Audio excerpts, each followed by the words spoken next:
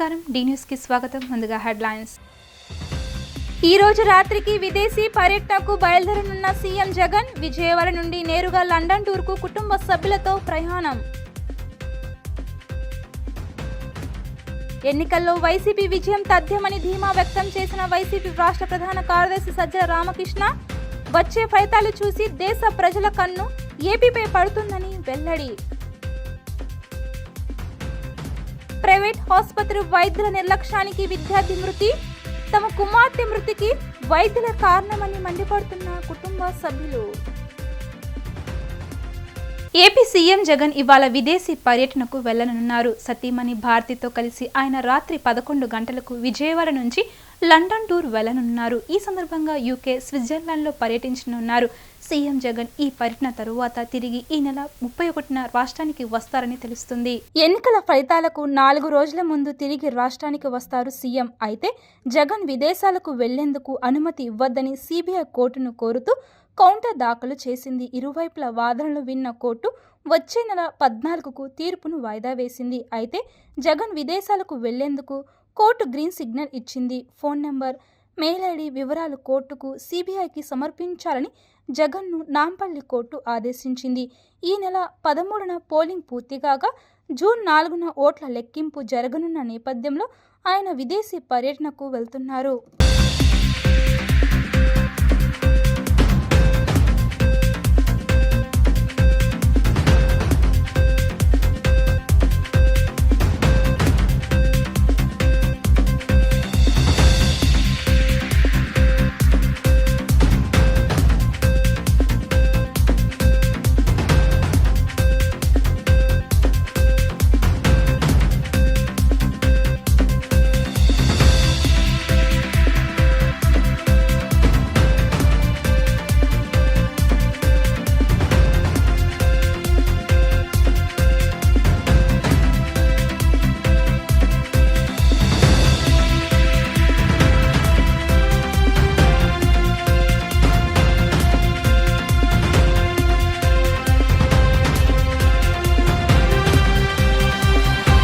ఈ నెల 13న జరిగిన ఎన్నికల్లో పోలింగ్ కేంద్రాల వద్దకు మహిళలు పెద్ద ఎత్తున తరలివచ్చి వైసీపీ ప్రభుత్వానికి ఓట్లు వేశారని వైఎస్ఆర్సీపీ రాష్ట్ర ప్రధాన కార్యదర్శి సజ్జల రామకృష్ణారెడ్డి స్పష్టం చేశారు.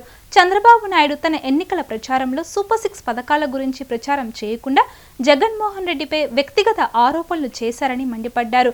వైఎస్ఆర్సీపీ ఈ ఎన్నికల్లో మరోసారి విజయం ఖాయమని ధీమా వ్యక్తం చేశారు. రాష్ట్రంలో వచ్చే ఫలితాలు చూసి దేశ ప్రజలు ఆశ్చర్యపోతారని పేర్కొన్నారు. చంద్రబాబు నాయుడు మేనిఫెస్టోను చూసి ప్రజలు ఓట్లు వేయడానికి రాలేదని, జగన్మోహన్ రెడ్డి సంక్షేమ పథకాలు చూసి ప్రజలు ఓట్లు వేశారని చెప్పారు. వైఎస్ఆర్ కాంగ్రెస్ పార్టీని అభిమానిస్తున్నారని అనుకుంటున్నా. వైఎస్ఆర్ కాంగ్రెస్ పార్టీ లేదా జగన్మోహన్ రెడ్డి గారు ఈ 5 ఏళ్ల పాటు ఎవరినైతే ఏ వర్గాలనైతే కాసుకున్నారో, ఏ వర్గాల దీన్ని అభ్యున్నతికి పాటుపడుతూ వచ్చారో, రాష్ట్ర అభివృద్ధితో పాటు వాళ్ళు ఎంత ఉత్సాహంతో పోలింగ్లో పార్టిసిపేట్ చేశారు. అందులో ముఖ్యంగా మహిళలు పోలింగ్ పర్సెంటేజ్ ఇవన్నీ చూసిన తర్వాత ఎవరి అంచనాలు వాళ్ళు వేసుకోవచ్చు. మాకైతే ఖాయంగా కనపడుతోంది గవర్నమెంట్ వస్తుంది, చాలా బాగా వస్తుంది. మొన్నటికి అంత కూడా జరిగింది, మిగిలిన చోట్ల జరిగిన చోట్ల కూడా పోలింగ్ పర్సెంటేజ్ పెరిగాయి. ఓటింగ్ జరిగే శాతాన్ని బట్టి చూసి యాంటీ ఇన్కంబెన్సీ అనుకుందామంటే మీరు గమనించిన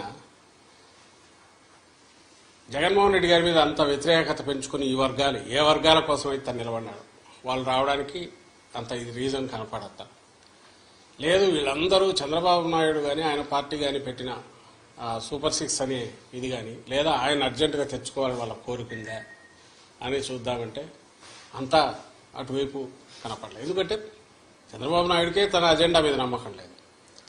ఆయన సూపర్ 6 గురించి కూడా ప్రచారం చేసుకోవాలి. ఆయన ఎంతసేపు ఉన్నా జగన్మోహన్ రెడ్డి గారి మీద వ్యక్తిగతంగా దాడులు లేదా వివేకానంద రెడ్డి హత్యను, ఇంకా గొడ్డలు ఎనడము, ఇంకోటి కుటుంబం దీన్ని వాళ్ళకి సంబంధించిన కుటుంబ సమస్యలు తీసుకొచ్చి పెట్టడము, లేదు లాస్ట్లో ల్యాండ్ టైటిలింగ్ యాక్ట్ అని ఇంకోటి తీసుకొచ్చి ఒక అర్థం లేని ఇది దేన్నైతే వాళ్ళు ఆ రోజు సపోర్ట్ చేశారు, దేన్నైతే ఈరోజు ఐ థింక్ నీతి ఆయోగ్ వాళ్ళ దాంట్లో కూడా ఉంది, దాన్ని ఒక ఇష్యూ కింద చేసి ఆయన ఇచ్చిన హామీలే గట్టిగా చెప్పుకోలేని వచ్చాడు.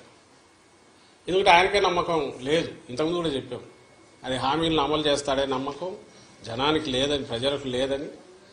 అది ఆయనకు అవగాహన ఉంది కాబట్టి అది వదిలేసి కేవలం వైఎస్ఆర్ కాంగ్రెస్ పార్టీని లేదా వైఎస్ఆర్ కాంగ్రెస్ పార్టీ నాయకులను, అందరికంటే ముఖ్యంగా జగన్మోహన్ రెడ్డి గారిని వ్యక్తిగతంగా దూషిస్తూ మొత్తం వాళ్ళ క్యాంపెయిన్ అంతా దాంట్లో నడిచింది. నగరంలోని ఓ ప్రైవేట్ ఆసుపత్రిలో వైద్యుల నిర్లక్ష్యం వల్ల బీటెక్ ఫస్ట్ ఇయర్ చదువుతున్న పేరాల రితిక మృతి చెందింది. విషయం తెలుసుకున్న మృతురాలు తల్లిదండ్రులు, సమీప బంధువులు ఆసుపత్రి వద్ద పెద్ద ఎత్తున ఆందోళన చేశారు.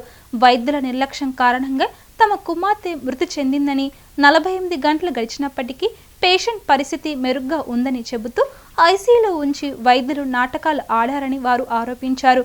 3వ పోలీస్ స్టేషన్కు చెందిన పోలీసులు, సీఏలు ఆసుపత్రి వద్దకు చేరుకున్నారు.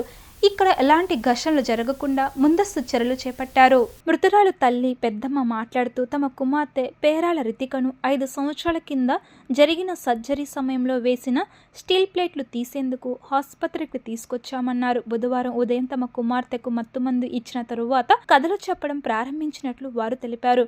మత్తుమందు ఇచ్చినప్పటి నుండి మీ పాప పరిస్థితి బాగానే ఉందని చెప్పినప్పటికీ పాప దగ్గరకు ఎవరిని పంపలేదని వారు తెలిపారు. వేకువజామున ఐసీయూలో ఉంచిన పాప వద్దకు సుమారు 8 మంది డాక్టర్లు వెళ్లి హడావుడి చేశారు. ఇది గమనించిన డాక్టర్ అడిగితే ఎవరు సరైన రీతిలో సమాధానం చెప్పలేదన్నారు. చివరకు ఇంట్లో వారికి ఎవరికైనా ఉబసం ఉందా అని మాత్రమే అడిగినట్లు వారు తెలిపారు. మత్తుమందు ఎక్కువైన కారణంగా ఊపిరితిత్తుల్లో నిమ్ము చేరిందని, త్వరలో పాప సాధారణ పరిస్థితికి వస్తుందన్నారు. చివరికి డాక్టర్ గట్టిగా అడిగితే మీ పాప చనిపోయిందన్నారు. ఇదిలా ఉండగా ఈ పంచాయతీ ప్రజాప్రతి వర్గపు తీసుకువెళ్ళినట్లు సమాచారం.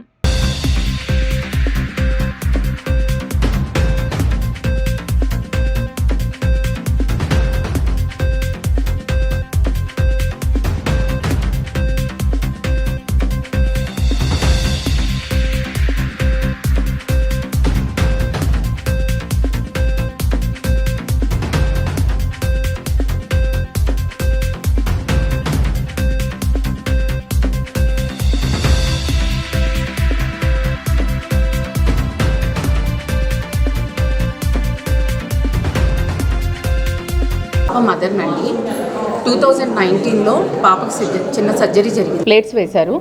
ఇప్పుడు ప్లేట్స్ రిమూవ్ చేద్దామని చెప్పి మేము హాస్పిటల్కి వచ్చాము. బుధవారం ఉదయం తీసుకెళ్లారు. సర్జరీ చేస్తామని చెప్పి ప్లేట్స్ తీద్దామని చెప్పి తీసుకెళ్లారు. తీసుకువెళితే ఆపరేషన్ ఉంది, మత్తు ఇచ్చారు. మత్తు ఇచ్చినప్పుడు ప్రాబ్లం ఉన్నాయి అన్నప్పుడు ఆపేయాలి, కానీ వాళ్ళు సర్జరీ చేశారు. ఆ సర్జరీ చేయటం వల్ల పాపకి ఆ మత్తు ఏమైందో తెలీదు, ఏమో తెలీదు, ప్రాబ్లం అయింది. ఉదయం 11ంటికి తీసుకెళ్ళిన పిల్లని ఆపరేషన్ అని రాత్రి 10:30 వరకు మాకు ఏ విషయం చెప్పలేదు. 10:30కి ఇక్కడికి వస్తే చూస్తే హడావుడి అటు ఇటు పరిగెడుతున్నారు. ఏమైంది అని అప్పుడు అడిగితే పాపకి గుండెల్లో ఊపిరితిత్తుల్లో వాటర్ చేరిందమ్మా, కొంచెం క్రిటికల్గా కూడా మాకు చెప్పలేదు. ఏం లేదు, భయం ఏం లేదనే చెప్పారు. 7-8 మంది డాక్టర్లు చుట్టూ ఉండి వాళ్ళు చేస్తుంటే మాకు భయం వేసి మా వాళ్ళందరినీ పిలిపించినా కూడా వాళ్ళు ఏ ఆన్సర్ ఇవ్వట్లేదు. నిన్న తలుపులు కొడితే తీరు, ఐసీయూ దగ్గర తలుపులు కొడితే లోపలికి రానివరయ్యే. అడిగితే అంత బాగానే ఉంది, హార్ట్ ప్రాబ్లం అంతా క్యూర్ అయింది, వాటర్ అంతా తీశారు, అంత బాగానే ఉంది, ఒక్క బీపీ కంట్రోల్ అయితే ఇంకా చాలు అని చెప్పారు. పొద్దున్నే ఏమన్నా చెప్పారో? పొద్దున్న కూడా చెప్పలేదు. పొద్దున్నే వచ్చి పాపను చూద్దామని చెప్పిన తెల్లారుజామున 5 వస్తే వాళ్ళు హడావుడి పడిపోతే, టెన్షన్ పడిపోతే, గుండెల మీద బాతుంటే మాకు భయం వేసి మా వాళ్ళందరినీ పిలుచుకున్నాం. వాళ్ళు మాకు ఏ విషయం చెప్పలేదు. వాళ్ళకి మా క్వశ్చన్ ఒక్కటే, వాళ్ళు మత్తిచ్చినప్పుడు ఆ అమ్మాయికి జర్క్ ఇచ్చింది, అదే కాదు, ఫిట్స్ వచ్చినప్పుడు ఆపరేషన్ ఎందుకు చేశారు? అప్పుడు ఆపేయాలి కదా. ఆపరేషన్ చేశారు వాళ్ళు, ఆపరేషన్ ఆపేయచ్చుగా, ఎందుకు చేశారు? వాళ్ళకి తెలుసు కదా ఫిట్స్ వస్తున్నాయని చెప్పి. మళ్ళీ బయటకు వచ్చి మీ ఫ్యామిలీలో ఎవరికైనా ఫిట్స్ ఉన్నాయా, ఏమైనా మందులు వాడుతుందా, ఇలాంటి క్వశ్చన్లు వేశారు. మాకు ఎవ్వరికి యాక్టివ్గా ఉన్న పిల్ల, చెంగు లేడి పిల్లల ఎగిరి పిల్ల, 18 ఏళ్ల పాటు చక్కగా పెంచుకున్న పిల్ల మాకు లేకుండా చేశారు డాక్టర్లు. భగవంతుడు దయవల్ల ఇలాంటి కష్టాన్ని ఎవ్వరికి ఏ తల్లి తండ్రికి రాకూడదని చెప్పి డాక్టర్లకి మనస్ఫూర్తిగా దండం పెడుతూ చెప్తున్నా, ఇలాంటి పనులు ఎవరు చేయొద్దు. మళ్ళీ మా పాపను మీరు తీసుకురాగలరా? ఎవ్వరు తీసుకురాలేరు. అంతకుముందు ఆపరేషన్ చేయించిన దాని తాలూకు ఆ సర్జరీవి తీయటానికి అని చెప్పి హాస్పిటల్లో జాయిన్ చేశారు. ప్లేట్స్ తీయటానికి జాయిన్ చేశారు హాస్పిటల్లో. ఊపిరితిత్తుల్లో నెమ్ము చేరింది, పాప వెంటిలేటర్ మీద ఉంది అన్న విషయం మాకు ఎన్నిసార్లు అడిగినా ఒక రోజు తర్వాత, అంటే 17వ తారీఖు పొద్దున చెప్పారు. 15 జాయిన్ అయితే 17వ తారీఖు పొద్దున మా చేతుల్లో ఇంకేం లేదు అనే విషయం తెలియజేశారు. సర్జరీ జరుగుతున్నప్పుడే మాకు అనుమానం వచ్చి ఎంత ప్రశ్నించినా బయట నుంచి డాక్టర్లు పిలిపించామన్నారు, చేస్తున్నారు. సినిమాలో చూపించిందంతా మేము రియల్గా చూస్తున్న భావన మాకైతే కలిగింది. మాకు ఎన్నిసార్లు ప్రశ్నించినా ఏం చెప్పలా జరుగుతుంది, ట్రీట్మెంట్ జరుగుతుంది, బయట నుంచి డాక్టర్లు వస్తున్నారనే చెప్పారు. ఈరోజు ఉదయం కూడా మేము వచ్చి ఐసీయూలోంచి చూసి డాక్టర్లు ఇంతమంది ఉన్నారేంటి అని చూసి ప్రశ్నిస్తే ఇంకా సిపిఆర్ నిర్వహిస్తున్నాం అని 2 గంటల సేపు ఇంకా డ్రామాలాడి. మనం 4 years బ్యాక్ ఇదే హాస్పిటల్లో మా అమ్మాయికి ఆపరేషన్ చేయించామండి. కాళ్ళు కొద్దిగా బెండుగా ఉన్నాయని చెప్పి మనం అక్కడ ఆపరేషన్ చేయించాము. పాప బీటెక్ ఫస్ట్ ఇయర్ చదువుతుంది. కాలేజీ హాలిడేస్ ఇచ్చారు అని డాక్టర్ గారిని వచ్చి మనం సంప్రదింపులు చేస్తే మీకు బాగా సెట్ అయిందండి, అది రిమూవ్ చేస్తామంటే తీసుకొచ్చి మనం ఇక్కడ చేర్పించడం జరిగిందండి. ఈవినింగ్ 6కి మనకు ఆపరేషన్ థియేటర్లో తీసుకెళ్ళిన వాళ్ళని మనకి ఏం జరుగుతుంది ఏంటి అనేది సమాచారం అసలు లేదండి. నైట్ 10:30 వరకు మనకి 10:30 వరకు మన సమాచారం ఇవ్వలేదండి. అసలు ఏం జరుగుతుందో తెలియదు. నాయుడు గారు బయటకు వచ్చినప్పుడు మనం ఏంటి అని అడిగితే మీ పాపకి ఫిట్స్ వచ్చినండి, మేము ఆపరేషన్ మధ్యలో ఆపేసామండి, మేము వెంటిలేటర్ మీద పెట్టామని 10:30కి మనకి ఇన్ఫామ్ చేశారండి. 6:00కి తీసుకెళ్ళిన పాపని 10:30 వరకు మనకు మెసేజ్ లేదండి. 10:30కి మెసేజ్ ఏంటి, అప్పుడు పాపకి ఫిట్స్ వచ్చినాయి అని, దీనివల్ల ఊపిరితిత్తులు నిమ్ము చేరింది, మేము వెంటిలేటర్స్ మీద పెట్టామండి, ట్రీట్మెంట్ జరుగుతుందని చెప్పారు. అప్పుడు చెప్పారండి 10:30కి. అప్పుడు దాకా నో మెసేజ్. కార్ల లిఖిత చిన్నారి 17-18 సంవత్సరాల పాప బీటెక్ ఫస్ట్ ఇయర్ చదువుతుంది. నవ్వుతూ హాస్పిటల్కి వచ్చి జాయిన్ అయ్యి శవంగా మారినటువంటి పరిస్థితి. ఎంత దుర్మార్గం అంటే, కాల్లో ఉన్నటువంటి ఇంప్లాంట్స్ తీపించుకోవడానికి హాస్పిటల్కి వస్తే తల్లిదండ్రులు ఆ పాపని నవ్వుతా తీసుకొచ్చి హాస్పిటల్లో జాయిన్ చేస్తే ఈరోజు శవంగా మారినటువంటి పరిస్థితి. ఇది చాలా దుర్మార్గం. కేవలం నెగ్లిజెన్స్ వల్ల ఈ డాక్టర్స్ ఇక్కడ ఎంజీఆర్ హాస్పిటల్లో డాక్టర్ నెగ్లిజెన్స్ వల్ల పాప ప్రాణాలు కోల్పోవడం అనేది జరిగింది. దీని మీద ఖచ్చితంగా పోలీసులు 302 సెక్షన్ కింద ఎఫ్ఐఆర్ కట్టాలి. రాష్ట్రంలో అధికార పార్టీ ఎమ్మెల్యేలు ఇంటిపైన తెలుగుదేశం గూండాలు దాడులు పాల్పడుతుంటే పోలీస్ అధికారులు చోద్యం చూస్తున్నారన్నారు. వైఎస్ఆర్సీపీ జనరల్ సెక్రటరీ అప్పిరెడ్డి ఆగ్రహం వ్యక్తం చేశారు. పోలీస్ అధికారులు తెలుగుదేశం నాయకులు మెప్పి కోసం పనిచేస్తున్నారని మండిపడ్డారు. పల్నాడుతో పాటు రాయలసీమ ప్రాంతంలో తెలుగుదేశం నాయకులపై దాడులకు పాల్పడుతుంటే ఎన్నికల పోలీస్ అబ్జర్వర్ దీపక్ మిశ్రా ఏం చేస్తున్నారని ప్రశ్నించారు. వైఎస్ఆర్సీపీ సెంట్రల్ కార్యాలయంలో ఏర్పాటు చేసిన విలేకరుల సమావేశంలో అప్పిరెడ్డి మాట్లాడుతూ ఎన్నికల కమిషనర్ ఇష్టానుసారంగా జిల్లా ఎస్పీలు మారుస్తూ తెలుగుదేశం నాయకుల కోసం పనిచేస్తున్నారని చెప్పారు. పేదలపైన పెత్తందారుల దాడులకు పాల్పడుతున్నారని, ఈ ప్రజాస్వామ్యంలో మంచి పద్ధతి కాదని చెప్పారు. జేతిరెడ్డి పెద్దారెడ్డి గారింట్లో వేకువజామున కార్యక్రమం జరిగితే నర్సరావుపేట ఎమ్మెల్యే శ్రీనివాసరెడ్డి గారి హాస్పిటల్ పైన ఇంటిపైన పట్టపగలు జరిగినటువంటి దాడికి సంబంధించినటువంటి విజువల్స్ మీరు చూశారు. అసలు ఎటుపోతా ఉంది పోలీస్ వ్యవస్థ? ఎవరి ప్రయోజనాల కోసం మీరు పనిచేస్తున్నారు? మీరు చదివినటువంటి చదువుకు సంబంధించి ఒక్కసారి ఆలోచించమని చెప్పిన ఈ సందర్భంగా కోరుతా ఉన్నా. తప్పుడు పనులు చేసి ఇవాళ ప్రజాస్వామ్య వ్యవస్థలో ఏ విధమైనటువంటి ఫలితాలు ఉంటాయో చూశారు. పల్నాడు ఎస్పీ సస్పెండ్ చేశారు, అనంతపురం ఎస్పీని సస్పెండ్ చేశారు, తిరుపతి ఎస్పీని ట్రాన్స్ఫర్ చేశారు. అసలు ఇది ఒక ఎన్నికల్లో జరిగినటువంటి సంఘటనలకు సంబంధించి అధికారులు సస్పెండ్ చేయటం, ట్రాన్స్ఫర్ చేయటం అనేది సిగ్గుగా అనిపించట్లేదా? కేంద్రం నుంచి వచ్చాడు Deepak Mishra, police observer, retired IPS officer. ఆయన కనుసన్నల్లో మొత్తం ఇదంతా కూడా, ఆయన కనుసన్నల్లోనే మొత్తం జరిగినటువంటి పరిస్థితులు కూడా నిన్ననే ఎన్నికల కమిషన్ గారికి, గవర్నర్ గారికి అందరికీ కూడా మేము మెమోరియల్ కూడా ఇవ్వడం జరిగింది. ఇవాళ వైఎస్ఆర్ కాంగ్రెస్ పార్టీ కోరుకుంటుంది కానీ ఈ రాష్ట్రంలో ఒక ప్రశాంతమైనటువంటి వాతావరణం ఉండాలని మా ముఖ్యమంత్రి జగన్మోహన్ రెడ్డి గారు ఆశపడతా ఉన్నాడు. ఆ రీతిగానే ఇవాళ రాష్ట్రంలో ఉన్నటువంటి వైఎస్ఆర్ కాంగ్రెస్ పార్టీ శ్రేణులన్నీ కూడా తెలుగుదేశం వారు ఎంత కవ్వించినా ఎంత దాడులకు పాల్పడినా కూడా మేమందరం కూడా సమయాన్ని పాటిస్తా ఉన్నాం. మా సమయాన్ని కూడా మీరు అస్మత్తుగా దయచేసి భావించొద్దని కూడా పార్టీ వేదిక నుంచే తెలుగుదేశం శ్రేణులు అందరినీ కూడా హెచ్చరిస్తా ఉన్నాం. ఇవాళ మీరు చేసే దాడులు ఎవరి మీద చేస్తా ఉన్నారు? గ్రామాల్లో చూసినప్పుడు ఎస్సీలకు సంబంధించి కానీ, ఎస్టీలకు సంబంధించి కానీ, బీసీల మీద కానీ, మైనార్టీలని టార్గెట్ గా చేసుకుని, ఎందుకంటే ఈ వర్గాలన్నీ కూడా వైఎస్ఆర్ కాంగ్రెస్ పార్టీకి అండగా నిలబడ్డాయి. జోగి రమేష్ ను అభ్యర్థిగా ప్రకటించినప్పటి నుంచి అధికారాన్ని అడ్డం పెట్టుకుని అనేక అక్రమాలకు పాల్పడ్డారని మాజీ ఎమ్మెల్యే బోడే ప్రసాద్ విమర్శించారు. ఇబ్రహీంపట్నంలో నివాసం ఉంటే అతని కుటుంబ సభ్యులకు పెనమలూరులో ఓటు హక్కు ఎలా వచ్చిందని ప్రశ్నించారు. రెవెన్యూ అధికారులతో పాటు ఉయ్యూరు సిఐ, కంకిపాడు పెనమలూరు స్టేషన్లో ఎస్ఐలను కూడా పెడన నుంచి ఇక్కడకు బదిలీ చేయించుకొని ఎన్నికల్లో అనేక అక్రమాలకు పాల్పడ్డారన్నారు. వైసీపీ నాయకులు ఎన్ని విధాలుగా మభ్యపెట్టాలని చూసినా టీడీపీ నాయకులు నిలబడ్డారని బోడే ప్రసాద్ అన్నారు. తనకు సీటు కేటాయిస్తే ఆయన బాణసంచులు మిఠాయిలు పంచారని, ఆయనకు మతి భ్రమించిందని బోడే ప్రసాద్ అన్నారు. జోగి రమేష్ ని అభ్యర్థిగా ప్రకటించిన తర్వాత ప్రభుత్వ అధికారాన్ని అడ్డం పెట్టుకొని అన్ని అక్రమాలు చేయడం మొదలుపెట్టాడు. మొదటగా పెడ నియోజకవర్గంలో మంత్రిగా పనిచేసిన వ్యక్తి ఇబ్రహీంపట్నంలో నివాసం ఉంటున్న వ్యక్తి పెనమలూరు నియోజకవర్గంలో వాళ్ళ కుటుంబ సభ్యులకి ఓటు హక్కు ఎలా కల్పించారు? రెవెన్యూ సిబ్బంది దగ్గర నుంచి పోలీస్ సిబ్బంది దాకా, అలాగే కలెక్టరేట్ లో కూడా ఇతని అధికారానికి లొంగి పనిచేయడం జరిగింది. పెనమలూరు నియోజకవర్గంలో అతను నివాసం ఉండే ప్రాంతం ఎక్కడ? ఎక్కడా కూడా అతనికి అడ్రస్ ప్రూఫ్ కూడా లేకుండా ఓటు హక్కు ఎలా కల్పించారు? ఈ నెల 18వ తేదీన శ్రీ వాసవి కన్యకా పరమేశ్వర అమ్మవారి జయంతి ఉత్సవాలు నగరంలోని విద్యాధరపురం కిరాణా మర్చెంట్ అసోసియేషన్ హాల్లో అంగరంగ వైభవంగా నిర్వహించుకుంటున్నామని విజయవాడ అర్బన్ ఆర్యవైశ్య సంఘం అధ్యక్షులు గడ్డం సత్యనారాయణ తెలిపారు.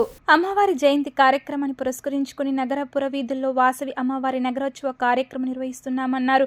విద్యాధరపురంలోని కిరాణా మర్చెంట్ అసోసియేషన్ హాల్లో ఏర్పాటు చేసిన విలేకరుల సమావేశంలో వాసవి కన్యకా పరమేశ్వర సంఘం నాయకులు మాట్లాడుతూ నగరంలో గత కొన్ని సంవత్సరాల నుండి అమ్మవారి జయంతి వేడుకలు అంగరంగ వైభవంగా జరుపుకుంటున్నామని, ఈ ఏడాది మరింత ఉత్సాహంతో అమ్మవారి నగరోత్సవ కార్యక్రమానికి భక్తుల పెద్ద ఎత్తున తరలి రావాలని పేర్కొన్నారు.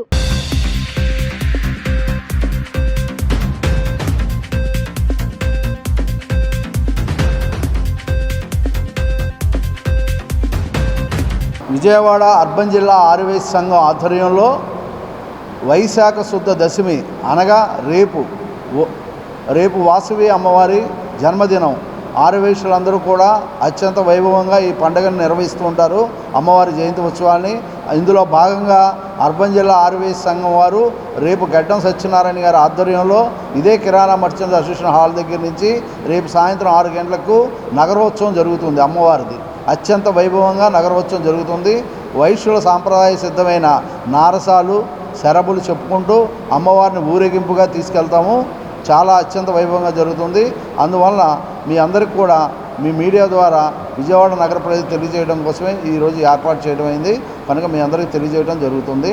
వాసవి అమ్మవారు ఆర్యవైశ్యుల ఆరాధ్య దైవం. ఆడపడుచు ఆర్యవైశ్యులకి ప్రతి సంవత్సరం కూడా బాగా చేస్తుంటారు. ఇప్పుడు అన్ని సెంటర్లో కూడా విజయవాడలో అన్ని ప్రాంతాల్లో కూడా అత్యంత వైభవంగా అందరూ చేస్తారు. అదేవిధంగా రేపు సాయంత్రం ఊరేగింపు నిర్వహించడం జరుగుతుంది. 18/5/24లో వాసవి అమ్మగారి జన్మదినోత్సవ సందర్భంగా విజయవాడ అర్బన్ జిల్లా ఆర్యవైశ్య సంఘం ఆధ్వర్యంలో రేపు సాయంకాలం 6 గంటల నుంచి ఇదే కిరాణా మర్చెంట్స్ అసోసియేషన్ హాల్ నుంచి అత్యంత వైభవంగా అమ్మవారి మహోత్సవం స్టార్ట్ అవుతుంది. దీన్ని వాసవి వీరంగ సేవా సమాజం సత్తెనపల్లి వాసుబాబు గారి చేత శివతాండవం, వీరనాట్యాలు, శరభలు, నాట్య విన్యాసాలు అన్నీ చేసుకుంటూ ఈ వీరోత్సవం జరుగుతుంది, ఉత్సవం జరుగుతుంది. ఇందులో మహిళలందరూ కూడా చక్కగా పాల్గొంటారు. ప్రతి సంవత్సరం కూడా ఉదయం అమ్మవారికి కార్యక్రమాలుగా పసుపు కుంకాలతోటి, కన్యామాలతోటి అందరూ కృష్ణాలంకల నుంచి, కృష్ణానది నుంచి మన 108 కలశాలతోటి ఊరేగింపుగా కార్యక్రమాలు ప్రతి సంవత్సరం ఇక్కడ జరుగుతుంటాయి. దాదాపు 25 సంవత్సరాల నుంచి ఈ కార్యక్రమం ఇక్కడ చేస్తున్నారు. అదే కార్యక్రమం రేపు కూడా జరుగుతుంది. ఉదయం జరుగుతుంది కార్యక్రమాలు, పూజా కార్యక్రమాలు. సాయంకాలం మాత్రం ఈ వీరంగ సేవ, శివతాండవం అన్ని ఊరేగింపుతోటి అమ్మవారిని ఇక్కడ విద్యాధరపురం మొత్తం సెంటర్లో తిప్పుతారు. ప్రజలందరూ కూడా, అంటే ఆర్యవైశ్య మహాసభ, ఆర్యవైశ్యులే కాకుండా అందరూ కూడా ఈ ఉత్సవానికి వచ్చి పాల్గొని వీక్షించి ఆనందించవలసినగా మేము కోరుతున్నాం. ఈ విద్యాధరపురంలో 25 సంవత్సరాల నుంచి నేను ఇక్కడే ఉంటున్నాను. అన్ని కార్యక్రమాలు కూడా చక్కగా దగ్గరుండి నేను చూస్తూనే ఉన్నాను. 25 సంవత్సరాలు అమ్మవారి జన్మదినోత్సవ వేడుకలు చక్కగా జరుపుతున్నాము. ఇప్పుడు మా ప్రెసిడెంట్ గారు చెప్పినట్టు సత్తెనపల్లి నుంచి తీసుకొచ్చి వారితో ఉత్సవాలు అంతకుముందు కూడా 2 సంవత్సరాలు ఇది విద్యాధరపురంలోని మన శివాలయం సెంటర్లో కూడా ఈ విధంగా కార్యక్రమం జరిగింది. ఈ ఊరేగింపు ఇక్కడి నుంచి బయలుదేరి అండమాన్ బ్రహ్మయ్య రోడ్లోంచి అరవింద్ విద్యాకు వెళ్ళి అక్కడి నుంచి ఆర్టీసీ వర్క్షాప్ రోడ్లోకి వెళ్ళి అక్కడి నుంచి ఎస్ కన్వెన్షన్ ఎదురు రోడ్లోంచి బ్రహ్మయ్య పార్థసారథి వీధిలోంచి మళ్ళీ కళ్యాణ మండపానికి వస్తుంది. ఈ లోపు పొద్దునపూట జరిగే కార్యక్రమాలకి ఎవరైనా కలశం కావాలంటే మాకు ఫోన్ చేసినా మా నెంబర్ అందరికీ తెలుసు. మా కలశం కూడా ఇప్పిస్తాము. పొద్దునపూట 108 మంది కన్యలతో కృష్ణానదికి వెళ్ళి వాటర్ తీసుకొచ్చి అమ్మవారికి ఇక్కడ అభిషేకం చేసి 108 కలశాలకి పూజ చేసి తర్వాత తదియారాధన కూడా ఉంటుంది. అదేవిధంగా సాయంకాలం ఊరేగింపులో ఇప్పుడు మేము చెప్పిన కార్యక్రమం జరుగుతుంది కాబట్టి అందరూ పాల్గొనవలసిందిగా కోరుకుంటాము. ఎన్నికల్లో కనీవిని ఎరగని ఫలితాలతో వైసీపీ మరోసారి ఘన విజయం సాధిస్తుందని జూన్ 9వ తేదీన జగన్ విశాఖ నగరంలో ముఖ్యమంత్రిగా మరోసారి ప్రమాణ స్వీకారం చేస్తారని రాష్ట్ర విద్యాశాఖ మంత్రి బొత్స సత్యనారాయణ చెప్పారు. రాష్ట్ర ప్రజలంతా ఈసారి కూడా జగన్ రావాలని కోరుకుంటున్నారని పేర్కొన్నారు. ఈ 5 ఏళ్ల వైసీపీ పాలనలో అర్హులైన ప్రతి ఒక్కరికి ప్రభుత్వ సంక్షేమ పథకాలు అందించామని చెప్పారు. ప్రజలందరూ పెద్ద ఎత్తున పోలింగ్ బూతులకు చేరుకుని ప్రభుత్వానికి అనుకూలంగా ఓట్లు వేశారని చెప్పారు. అంతా కూడా ఎంతో శాంతియుతంగా, సామరస్యంతో, సోదరభావంతో ఉన్న ప్రాంతం.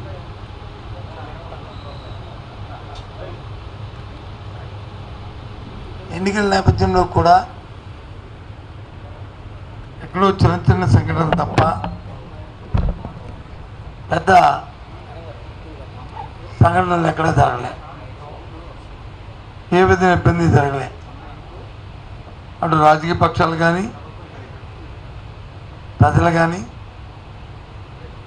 లేదా అధికారులు కానీ, అధికార యంత్రాంగాలు కానీ అందరూ కూడా ఎవరి బాధ్యత వారు వారి వారి పరిధుల్లో ఏదైతే మనకున్న సాంప్రదాయం ఉన్నాయో వాటి ప్రకారం ఎన్నికలు జరుపుకున్నాం.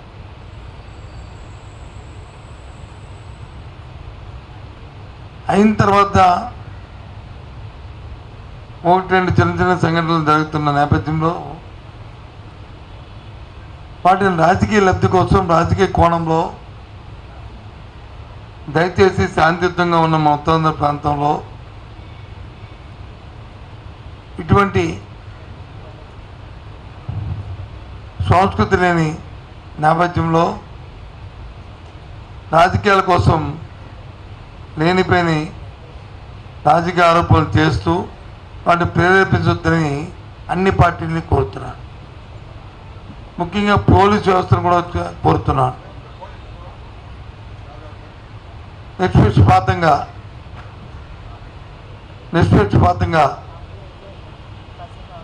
ఏ సంఘటన పట్ల ఏ రాజకీయ పార్టీ ఉన్నప్పటికీ కూడా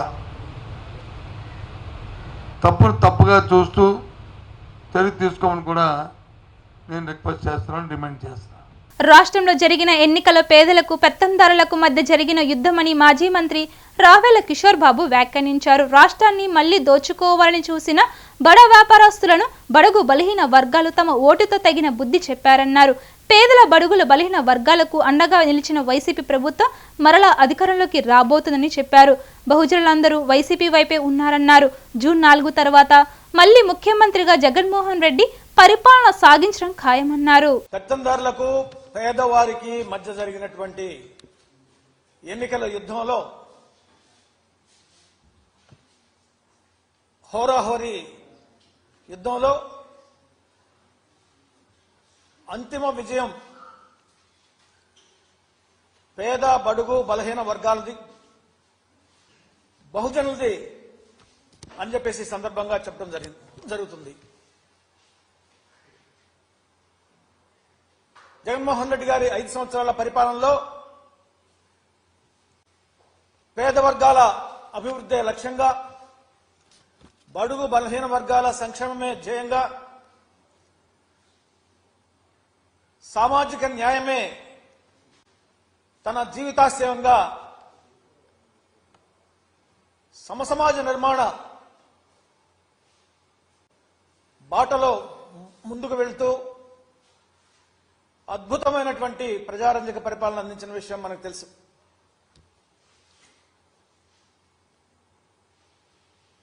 కొద్దిమంది ధనిక వర్గాలు ఈ సంపదనంతా దోపిడీ చేసి దాచుకుని అధికారం ద్వారా అడ్డగోలుగా మరొకసారి ఈ రాష్ట్ర సంపదను దోచుకోవాలని ప్రయత్నం చేసినటువంటి కొద్దిమంది బడా పెట్టుబడిదారులు చేసినటువంటి ప్రయత్నం బహుజనులైనటువంటి ఎస్సీ ఎస్టీ బీసీ మైనార్టీలు తిప్పికొట్టారు ఎన్నికల యుద్ధంలో అని చెప్పేసి ఈ సందర్భంగా నేను తెలియజేస్తా ఉన్నాను. మరొకసారి బహుజన రాజ్యం రాబోతుంది. జగన్మోహన్ రెడ్డి గారి నాయకత్వంలో బహుజనులందరూ కూడా వైసీపీ వైపే ఉన్నారని చెప్పేసి మరొకసారి నిరూపణ కాబోతా ఉంది. శ్రీ గంగానమ్మ ఆలయ ప్రాంగణంలో శ్రీ అమ్మ కాపు కళ్యాణ మండపాన్ని ప్రముఖ పారిశ్రామికవేత్త శ్రీ తులసి రామచంద్ర ప్రభు ప్రారంభించారు. అర్చక స్వాములు శ్రీ గంగానమ్మ ఆలయ కమిటీ సలహాదారుడు జట్టి రామకృష్ణ మోహన్ రావు శివలీల దంపతులు అత్యంత సాంప్రదాయ పద్ధతిలో నారాయణస్వామి వ్రతాన్ని చేయించారు. గుణదల శ్రీ గంగానమ్మ అమ్మవారి ఆలయ ప్రాంగణంలో శ్రీ అమ్మ కాపు కళ్యాణ మండపాన్ని ప్రముఖ వ్యాపారవేత్త శ్రీ తులసి రామచంద్ర ప్రభు ప్రారంభించారు. వీటితో పాటు కళ్యాణ మండపంలో ఉన్న 2 నూతన రూములు కూడా ఆయన ప్రారంభించారు. ఈ సందర్భంగా ఆయన మాట్లాడుతూ ప్రస్తుత పరిస్థితుల్లో అందరి సహకారంతో వారు సూచనలను పరిగణనలోనికి తీసుకొని మండపం నిర్మించిన కమిటీని అభినందించారు. ఒక సామాజిక వర్గం ఉనికి తెలిసే విధంగా కృషి చేసిన గంగానమ్మ ఆలయ కమిటీ పనితీరును కొనియాడారు. ఈ కళ్యాణ మండపం శుభకార్యాలతో పాటు సీజన్ బట్టి మిగతా కార్యక్రమాలు కూడా వినియోగించాలని రామచంద్ర ప్రభు మండపం కమిటీకి సూచించారు.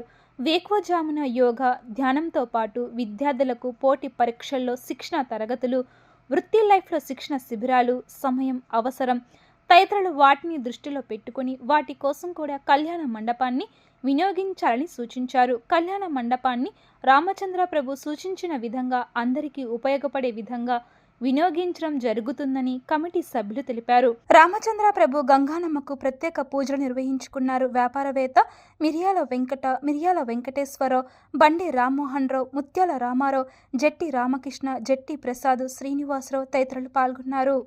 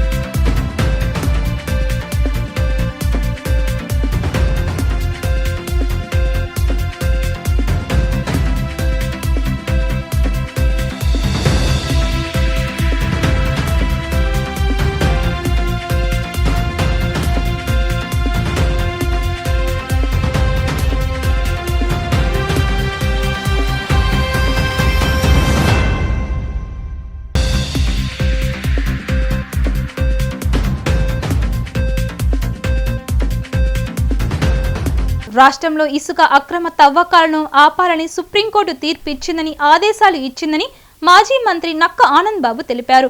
అక్రమ తవ్వకాలు జరగలేదంటూ రాష్ట్రంలో ఉన్న కలెక్టర్లు ఒకే రకమైన నివేదికను ఇచ్చి కోర్టును మభ్యపెట్టారని ఆరోపించారు. మంగళగిరి తెలుగుదేశం జాతీయ కార్యాలయంలో ఏర్పాటు చేసిన విలేకరుల సమావేశంలో ఆనంద్ బాబు మాట్లాడుతూ ఎటువంటి అనుమతులు లేకుండా యథాచికంగా ఇసుకను తవ్వేశారని, జగన్మోహన్ రెడ్డి కన్నుసన్నలో 40,000 కోట్ల ఇసుకను దోచేశారని పేర్కొన్నారు. నేషనల్ గ్రీన్ ట్రిబ్యునల్ ఆదేశాలు, సుప్రీంకోర్టు ఆదేశాలు లెక్క చేయకుండా ఇష్టానుసారంగా అక్రమంగా ఇసుక తవ్వకాలను సాగిస్తున్నారు. సుప్రీంకోర్టు అడిగితే కేసులు ఫైల్ చేశామని చెబుతూ పెట్టారు. డిఎంజీ కోర్టును మభ్యపెట్టిందని చెప్పారు. సుప్రీంకోర్టు ఒకవైపు ముట్టికాయలు వేస్తూ కీలక ఆదేశాలు జారీ చేసినా దోపిడీ ఆగడం లేదని పేర్కొన్నారు. అందరికీ నమస్కారం. రాష్ట్రంలో చట్టవిరుద్ధంగా జరుగుతున్న ఇసుక తవ్వకాలను అడ్డుకోవాలని చెప్పి సుప్రీంకోర్టులో పిటిషన్ ఫైల్ చేస్తే దాని మీద విచారణ జరిపిన సుప్రీంకోర్టు వెంటనే అక్రమ తవ్వకాలు నిలిపివేయాలి,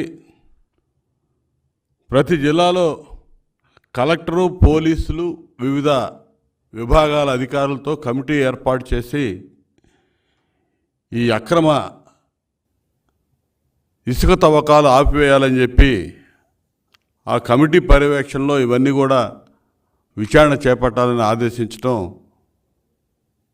ఆహ్వానించదగ్గ పరిణామం. ఈ కమిటీలో అధికారులు కూడా రాష్ట్ర ప్రభుత్వం ఆధీనంలో కాకుండా, రాష్ట్ర ప్రభుత్వ అధికారులుగా కాకుండా సుప్రీంకోర్టు నియమించిన అధికారులా వ్యవహరించాలని చెప్పి ఆదేశాలు ఇవ్వటం అనేది ప్రభుత్వం సిగ్గుపడాల్సిన అంశం. ఒక ఛాయాచిత్రంలో సమాచారం మొత్తం ఇమిడి ఉంటుందని, ప్రభుత్వ కార్యక్రమాలను ప్రజల ముందుకు తీసుకు వెళ్లడంలో సమాచార శాఖ పనితీరు కీలకంగా ఉందని జిల్లా కలెక్టర్ ఢిల్లీరావు తెలిపారు. ఫోటోలు లేని న్యూస్ పేపర్ వెలుగునివ్వని దివిటి లాంటిదన్నారు. ఒకే ఒక్క ఛాయాచిత్రం 1000 పదాల అర్థాన్ని ఇస్తుందని, ఫోటో జర్నలిస్ట్ తీసిన చిత్రం ప్రచురించబడి ఎన్నో జీవితాలతో మార్పు తీసుకువచ్చిన సంఘటనలు ఉన్నాయని జిల్లా కలెక్టర్ అన్నారు.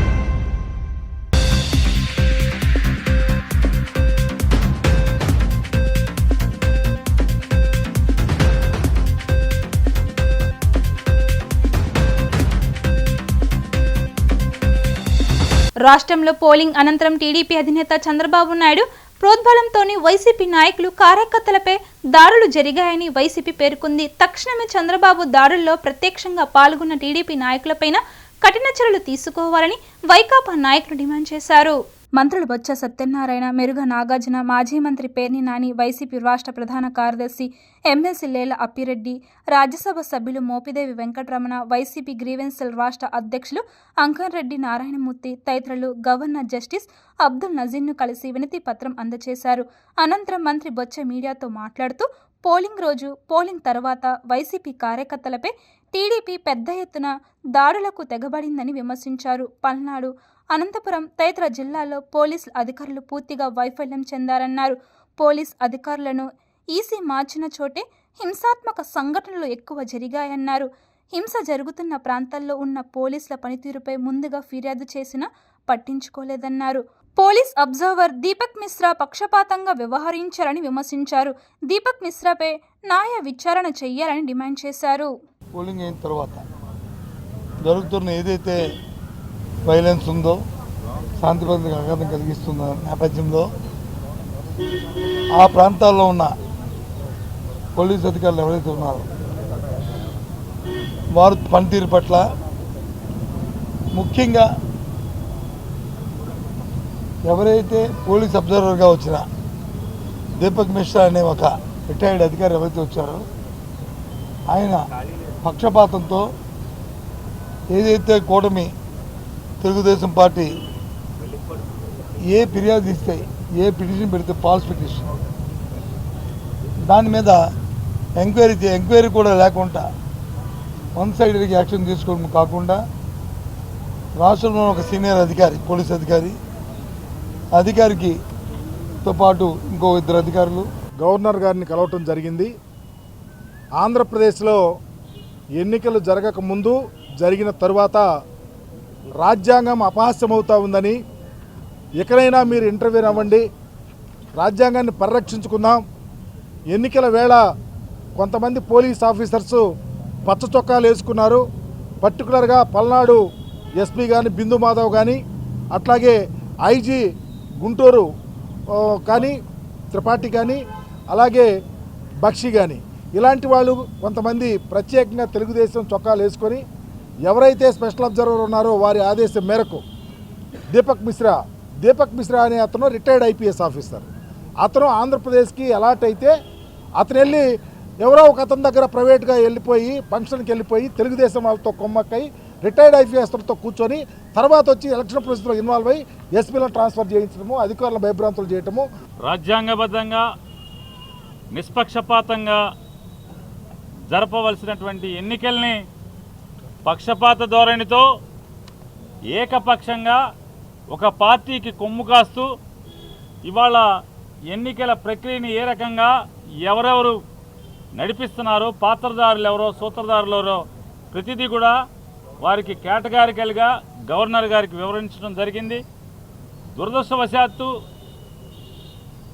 పోలింగ్ రోజు కానీ, పోలింగ్ ముగిసిన తర్వాత కానీ ఈ హింస ప్రజ్వలేయటం, మరీ ప్రత్యేకించి తెలుగుదేశం పార్టీ మూకలన్నీ కూడా ధ్వంసరచన చేస్తుంటే పోలీసు అధికారులు ఎవరైతే ఉన్నతాధికారులు, మరీ ప్రత్యేకించి పల్నాడు ఎస్పీ బిందు మాధవ్, ఆంధ్ర రాష్ట్రంలో జరుగుతున్నటువంటి ఎన్నికల ప్రక్రియలో భాగంగా ఉత్పన్నమైనటువంటి శాంతి భద్రతల సమస్యకి ప్రధాన కారకుడు ఎన్నికల అబ్జర్వర్గా పోలీస్ యంత్రాంగంపై అబ్జర్వర్గా వచ్చినటువంటి దీపక్ మిశ్రా గారి వలన జరుగుతున్నటువంటిది స్పష్టంగా తేటతెల్లం అవుతుంది.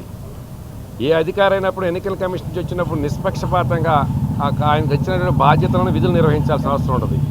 ఎన్నికలు పూర్తయి 4 రోజులు అయినప్పుడు కూడాను, 4వ రోజు వస్తున్నప్పుడు కూడాను ఇంకా కొన్ని ప్రాంతాలలో గొడవలు, దానికి సంబంధించి ప్రధాన కారణం పోలీస్ వ్యవస్థ యొక్క పక్షపాత వైఖరి వలనే ఇది జరుగుతుందనే దానికి స్పష్టంగా తెలుస్తుంది.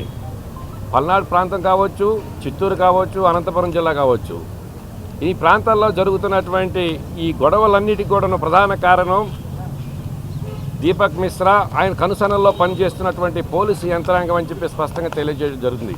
అన్నదాతలకు వాతావరణ శాఖ చలని కబురు అందించింది. ఈ ఏడాది నైరుతి రుతుపవనాలు మే 31న కేరళ తీరాన్ని తాకుతాయని ప్రకటించింది. సాధారణంగా నైరుతి రుతుపవనాలు జూన్ 1న కేరళకు వస్తాయి. అయితే ఈ ఏడాది ఒక్కరోజు ముందుగా రానున్నాయని ఐఎండీ డైరెక్టర్ జనరల్ మృత్యుంజయ్ మహాపాత్ తెలిపారు. గత నెలలో ఇచ్చిన నివేదిక ప్రకారం నైరుతి సీజన్లో సాధారణ దానికంటే మించి వర్షాలు కురుస్తాయని పేర్కొన్నారు. 4 నెలల నైరుతి సీజన్లో జూన్, జూలై నెలలు అత్యంత కీలకం. ఈ నెలలోనే ఖరీఫ్ సాగు ఎక్కువగా సాగుతుంది. రాష్ట్రంలో ఇష్టానుసారంగా గత వారం రోజులుగా కురుస్తున్న వర్షాలకు రైతులు ఆనందం వ్యక్తం చేస్తున్నారు. ఈ ఏడాది నైరుతి రుతుపవనాల సీజన్లో దేశంలో సాధారణ దానికంటే మించి వర్షాలు కురుస్తున్నాయని కేంద్రం ప్రకటించింది. 50 ఏళ్ల సగటును పరిగణనలోనికి తీసుకుంటే రుతుపవనాల సీజన్లో సగటున 87 సెంటీమీటర్ల వర్షపాతం నమోదు అవుతుందని, దీనికి అనుగుణంగా ఈ ఏడాది సాధారణ దానికంటే మించి వర్షాలు పడతాయని పేర్కొన్నారు. కాగా ఉపరితల ధోరణి ప్రభావంతో రానున్న 2 రోజుల్లో వివిధ ప్రాంతాల్లో పిడుగులతో కూడిన మోస్తారు నుంచి భారీ వర్షాలు కురిసే అవకాశం ఉందని వాతావరణ శాఖ అధికారులు తెలిపారు.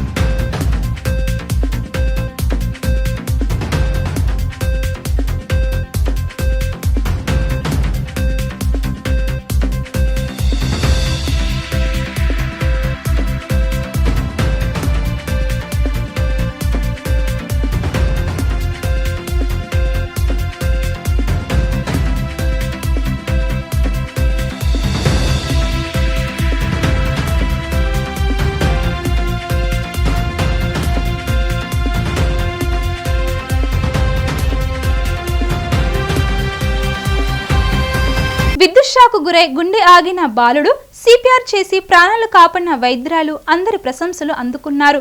విజయవాడ అయ్యప్ప నగర్లో జరిగిన ఈ ఘటన మహిళా డాక్టర్ మానవత్వానికి నిదర్శనంగా నిలిచింది. అయ్యప్ప నగర్కు చెందిన సాయి అనే 6 ఏళ్ల బాలుడు రోడ్డుపై ఆడుకుంటూ ఉండగా విద్యుత్ షాకు గురయ్యాడు. దీంతో బాలుడు గుండె ఆగిపోయి అపస్మార స్థితిలోకి వెళ్లిపోయాడు. బాలుడు తల్లిదండ్రులు ఆసుపత్రికి తీసుకువెళ్లే ప్రయత్నంలో ఉండగా అటుగా వెళ్తున్న డాక్టర్ రవలి వెనువెంటనే స్పందించారు. రోడ్డుపైనే ఆమె కొన్ని నిమిషాల పాటు సిపిఆర్ చేసి బాలుడు స్పృహలోకి తీసుకువచ్చారు. దీంతో బాలుడు తల్లిదండ్రులు ఊపిరి పీల్చుకున్నారు. ఈ ఘటన చూసిన వారు మహిళా డాక్టర్ చేసిన సహాయానికి పెద్ద మనసుకు ధన్యవాదాలు తెలియజేశారు. అనంతరం బాలుడిని ఆసుపత్రికి తరలించగా పూర్తి స్థాయిలో కోలుకున్నాడు.